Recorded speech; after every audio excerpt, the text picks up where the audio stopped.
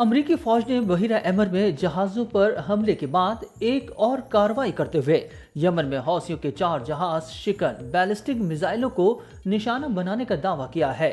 خبر رساں agency writers کے مطابق امریکی فوج کے ایک عہدیدار نے بتایا کہ ان میزائلوں کو اس لیے نشانہ بنایا گیا کیونکہ یہ خطے میں جہازوں کو نشانہ بنانے کی تیاری کر رہے تھے۔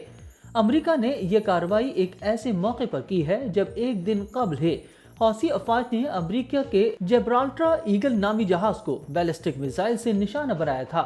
گزشتہ ہفتے امریکہ اور برطانیہ کے یمن میں حملے کے باوجود بحیرہ احمر میں حوثیوں کی جانب سے امریکہ اور ان کے حلیفوں کے جہازوں کو نشانہ بنانے کا سلسلہ جاری ہے، لیکن گزشتہ ہفتے کے ابتدائی امریکی حملوں کے برعکس منگل کے حملوں سے ظاہر ہوتا ہے کہ امریکی فوج حوثیوں کی عسکری صلاحیتوں کا سراغ لگانے کے ساتھ ہی ان کا تعاقب کرے گی، اور اگر اس امر کی تصدیق ہو جاتی ہے تو یہ حوثیوں کے خلاف امریکی فوج کی کہیں زیادہ جارحانہ کارروائیوں کا نقطہ آغاز ثابت ہوگا۔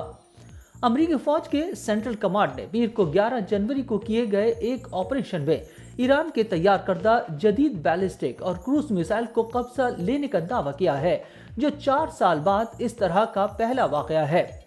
سینٹرل کمانڈ نے ایک بیان میں کہا کہ ابتدائی تجزیے سے ظاہر ہوتا ہے کہ یہی ہتھیار حوثیوں نے بحیرہ احمر میں گزرنے والے بین الاقوامی تجارتی بحری جہازوں پر دھمکیاں دینے اور حملہ کرنے کے لیے استعمال کیے ہیں۔ یمن کے سب سے زیادہ آبادی والے علاقوں پر قابض حوثیوں نے دعویٰ کیا ہے کہ تجارتی جہازوں پر ان کے حملوں کا مقصد غزہ میں اسرائیل کی جنگ میں فلسطینیوں کی حمایت کرنا ہے۔ ان حملوں سے عالمی جہاز رانی میں خلل پڑا ہے، جس سے عالمی سطح پر افراط زر بڑھنے کا خدشہ پیدا ہو گیا ہے، جبکہ ساتھ ساتھ اس امر کو بھی مزید تقویت ملی ہے کہ اسرائیل اور حماس کی جنگ کا نتیجہ مشرق وسطیٰ کو غیر مستحکم کر سکتا ہے۔